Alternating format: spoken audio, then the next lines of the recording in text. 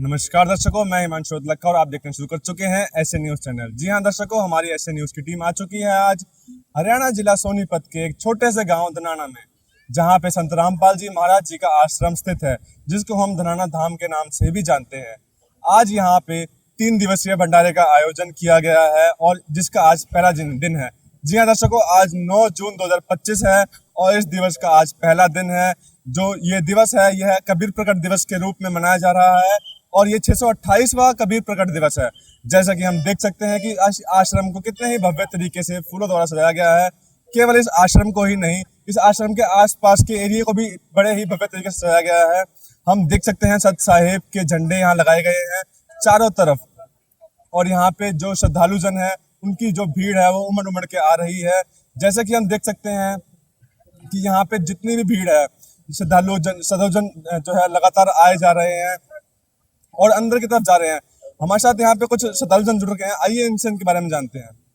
नमस्कार जी, क्या नाम है आपका? विकास विकास दास। विकास जी, कहाँ से आए हैं आप? मैं जींद से आया हूँ, जींद के उचाना ब्लॉक से आया हूँ। आप जींद से यहाँ धराना किस उपलक्ष्य में आए हैं? भगत जी, यहाँ परमात्मा का कबीर साहिब प्रकट दिवस 628वां प्रकट दिवस के उपलक्ष्य में भंडारे की व्यवस्था की गई है, जो 9, 10, 11 जून को संत रामपाल जी महाराज द्वारा आयोजित किया गया है।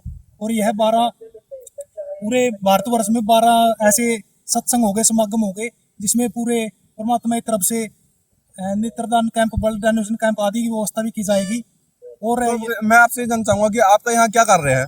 मेरा कार्य भगत जी है कि जो भी श्रद्धालु आते हैं तो मैं माई भगत हूँ, तो माइयों के लिए ऐसा ये अलग से एक वो बनाया गया गेट है और भक्तों के लिए अलग से गेट है, उनको अलग अलग एंट्री करते हैं भगत जी। तो मतलब आप मेनली सिक्योरिटी में हैं? हाँ भगत जी, सिक्योरिटी में। मैं आपसे एक और सवाल जानना चाहूंगा कि अगर यहाँ पे ज्यादा तादाद में जो है श्रद्धालु जन आते हैं तो उस स्थिति में आप क्या करते हैं? उस स्थिति में भगत जी अगर ज्यादा श्रद्धालु आते हैं तो हम यहाँ भक्तों की यहाँ से सेवा लगी हुई है, हम वहाँ से हम अलग अलग करके और उस गेट के अंदर एंटर करते हैं भगत जी, जल्दी से जल्दी। धन्यवाद जी। सच है भगत जी। तो दर्शकों, जैसा कि आपने सुना कि यहाँ पे लेडीज एक साइड से जाती हैं एक गेट से और जेंट्स हैं वो एक साइड से जाते हैं। तो आइए अंदर चलते हैं और इसके बारे में और अधिक जानकारी प्राप्त करते हैं। जैसा कि हम देख सकते हैं यहाँ पे एक सिक्योरिटी गेट लगा हुआ है और यहाँ पे कुछ श्रद्धालु खड़े हैं। आइए उनसे उनके बारे में जानते हैं। नमस्कार जी। नमस्कार जी। क्या नाम है आपका? राजपाल जी। राजपाल जी, कहाँ से आए हैं आप? मैं रोहतक से आया हूँ जी। राजपाल जी, यहाँ पे आपकी क्या सेवा लगी हुई है? हमारे यहाँ सिक्योरिटी की सेवा लगी हुई है। हमारे गुरुजी रामपाल जी महाराज जी ने इसलिए लगा रखी है कि हमारे भक्तों के साथ समाज के लोग भी हमारे यहाँ आश्रम को देखने के लिए आते हैं। तो आप सिक्योरिटी में क्या क्या चेक करते हो आप? हम सिक्योरिटी में ये चेक करते हैं कि समाज के जो हमारे आते हैं तो उनको कोई दारू पिए आश्रम के अंदर न घुसे और जो बीड़ी सिगरेट वगैरह जेब में न डाल करके आश्रम के अंदर न ले जाए। कोई भी नशीली वस्तु हमारे आश्रम के अंदर ले जाना हमारे गुरुओं के इसका मतलब कोई भी नशीली वस्तु, कोई भी ऐसे अंदर जाना अलाउड नहीं है? हाँ, कोई भी नशीली वस्तु अंदर जाना अलाउड नहीं है और कोई भी हथियार आश्रम के अंदर ले जाना अलाउड नहीं है। तो दर्शकों, जैसा कि आपने जाना कि यहाँ पे सिक्योरिटी की भी जो है व्यवस्था की गई है कि कोई भी बाहर का व्यक्ति अंदर कोई भी नशीली वस्तु, कोई भी हथियार या कोई अन्य वस्तु जो कि निषेध है वो अंदर लेके ना आ सके। तो चलिए दर्शकों, अंदर चलते हैं और इसके बारे में और जानकारी प्राप्त करते हैं कि अंदर क्या क्या है और क्या क्या व्यवस्था की गई है। जैसे हमने आश्रम के अंदर एंटर किया, वहाँ पे हमें सामने देखने को मिलता है जूता घर। जी हाँ दर्शकों, जहाँ पे श्रद्धालु जन अपने अपने जूते चप्पल जमा करवाते हैं। केवल जेंट्स ही नहीं, फीमेल्स भी अपने अपने जूते चप्पल जमा करवाते हैं। आइए जानते हैं कि किस प्रकार से ये सेवाएं होती हैं। नमस्कार जी। क्या नाम है आपका? नरेंद्र दास। नरेंद्र जी, कहाँ से आए हैं आप? हरियाणा से, जिला रोहतक है जी। रोहतक से आप धराना किस उपलक्ष्य में आए हैं? ये कबीर साहब का प्रकट दिवस मनाया जा रहा है जी, संत रामपाल जी महाराज की ओर से, इसलिए समागम में आए। जैसे कि हम देख सकते हैं कि यहाँ पे सभी श्रद्धालु जन अपने जूते चप्पल जमा करवा रहे हैं। तो यहाँ पे जूते चप्पल जमा क्यों होते हैं? जूते चप्पल ये जमा होते हैं जी, ये व्यवस्था बनी रहे, किसी के गुम नहीं हुए, इसलिए जमा करते हैं जी। मैं आपसे जानना चाहूंगा कि एक बार में यहाँ पे कितने जो श्रद्धालु जन है वो अपने जूते चप्पल जमा करा सकते हैं? कम से कम 1 लाख के जूते जमा हो सकते हैं जी। और आप सुबह कितने बजे से यहाँ पे हो? मैं जी 7 तारीख से यहाँ। ठीक है, तो आज के दिन कितने जूते चप्पल जमा हो चुके हैं? जूते चप्पल जमा हो चुके हैं 70-80 हज़ार हो चुके हैं। तो दर्शकों, जैसा कि आपने सुना, आज के दिन पूरे 70 से 1000 जूते चप्पल जो है जमा हो चुके हैं। तो मैं आपसे जानना चाहूंगा कि इसका प्रोसीजर क्या है कि कोई चप्पल देता है तो उसके बाद आप कुछ देते हो टोकन वगैरह या कुछ और?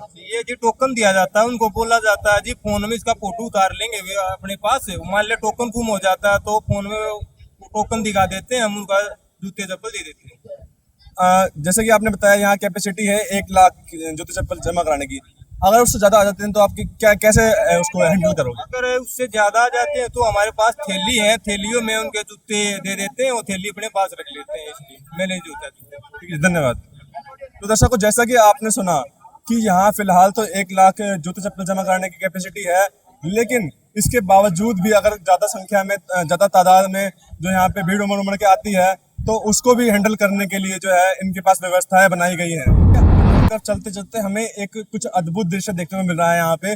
यहाँ पे संत रामपाल जी महाराज जी की और कबीर साहिब जी की बड़ी बड़ी जो है प्रतिमाएं यहाँ हमें देखने को मिल रही है। कितना अद्भुत नजारा है। हम आ चुके हैं पंडाल के अंदर। जी हाँ, हमें एक चीज यहाँ पे अद्भुत देखने को मिली है कि एक तरफ जो है जेंट्स का यहाँ पे पंडाल बना हुआ है कि जेंट्स के रहने की व्यवस्था है, यहाँ सोने की व्यवस्था है, और दूसरी तरफ हमें यहाँ देखने को मिल रहा है कि लेडीज का जो पंडाल है वो एकदम अलग है जेंट्स से। जी हाँ दर्शकों, इसके अलावा गर्मी को देखते हुए यहाँ पे जो श्रद्धालु जन आए हुए हैं उनको ध्यान में रखते हुए यहाँ पे ओपन एसी भी चलाए गए हैं। मैं अपने कैमरामैन से दरख्वास्त करूंगा, एक बार ओपन एसी दिखाएंगे यहाँ पे। और इसी के साथ साथ जो है इतने बड़े बड़े पंखे लगाए गए हैं ताकि किसी को भी गर्मी की वजह से असुविधा ना हो। गाइड सेवादार खड़े हैं, आइए इनसे जानते हैं। नमस्कार जी। नमस्कार। क्या नाम है आपका? रामकृपाल।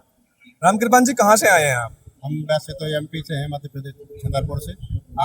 आप एमपी से यहाँ पे धनाना आए हैं, तो इसका क्या उपलक्ष्य है?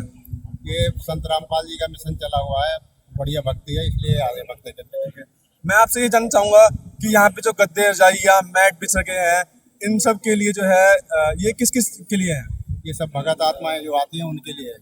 तो उन भगत आत्माओं से, उन संगत से, उन श्रद्धालुओं से कितने रुपए चार्ज किए जाते हैं? कोई चार्ज नहीं लगता है।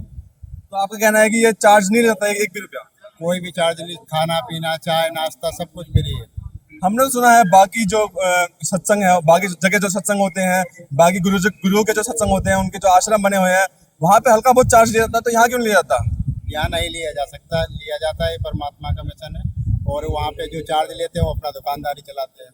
तो जैसा कि इन्होंने बताया कि यहाँ पे कोई भी चार्ज नहीं रहता।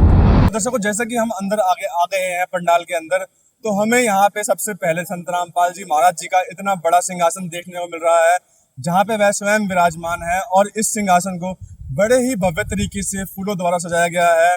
यहाँ पे हमें जो दिखने को मिल रहा है, मैं अपने कैमरामैन से दरख्वास्त करूंगा कि एक बार संत रामपाल जी महाराज का सिंहासन दिखाया जाए, जिसको बड़े ही अद्भुत तरीके से जो है यहाँ पे दर्शाया गया है। और यहाँ फूलों द्वारा जो है इसको बड़े ही अच्छे तरीके से सजाया गया है। फूलों और लाइटिंग का जो मेल है वो यहाँ बढ़िया फिट बैठ रहा है।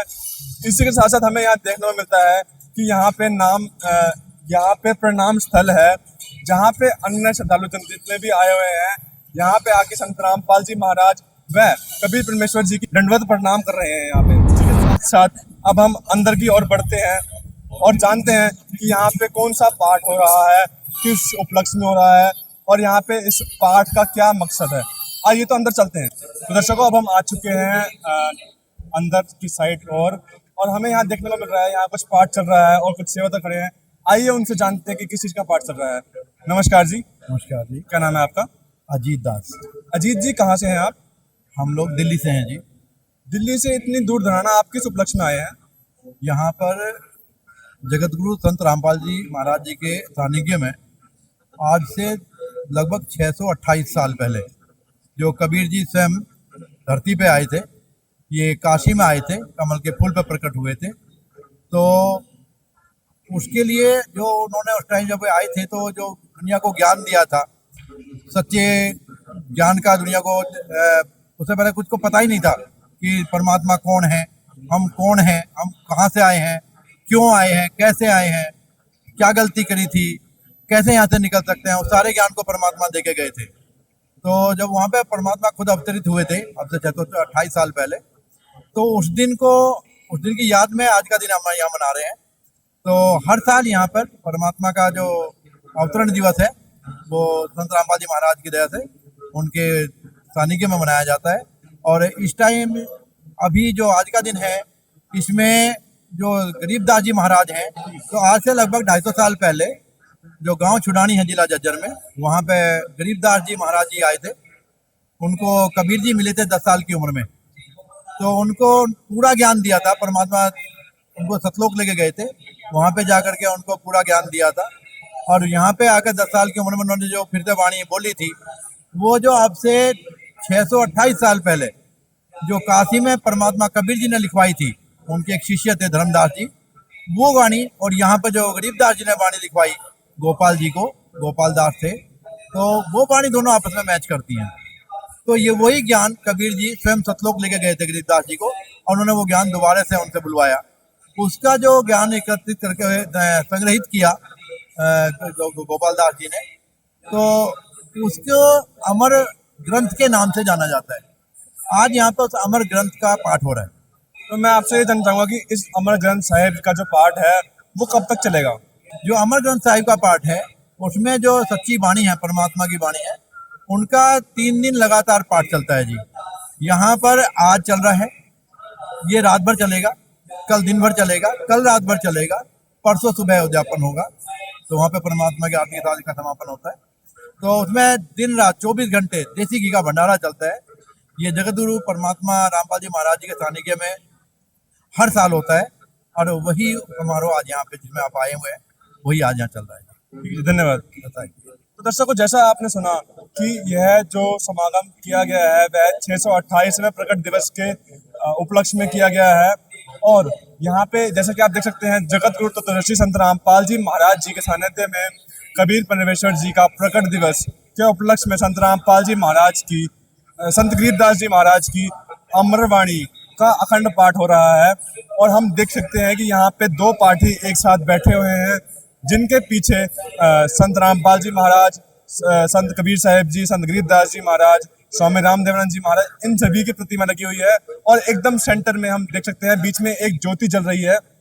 हम एकदम सेंटर में देख सकते हैं कि एकदम ज्योति जल रही है बीच में, और इसी के साथ साथ 2 पाठी एक साथ यहाँ पाठ पढ़ रहे हैं, और यहाँ नीचे भी ज्योति जल रही है। मैं अपने कैमरामैन से दरख्वास्त करूंगा यहाँ पे दिखाने के लिए एक बारी। जैसे ही हम आगे बढ़ते हैं, हमें कई अन्य महापुरुषों की जो है तस्वीरें भी देखने को मिलती हैं। पहली तस्वीर है यहाँ पे स्वामी रामदेवानंद जी महाराज, परम पूज्य संत रामपाल जी महाराज को नाम उपदेश देने की आज्ञा देते हुए। इसके बाद हम दूसरी तस्वीर देखते हैं स्वामी रामदेवानंद जी महाराज की, जो कि संत रामपाल जी महाराज के पूज्य गुरुदेव जी हैं, जिन्हें हम दादा गुरुदेव जी के नाम से भी जानते हैं। इसके बाद जगत गुरु तत्वदर्शी संत रामपाल जी महाराज जी की यहाँ पे तस्वीर लगाई गई है, जिसके आगे ज्योति भी जल रही है देसी घी की।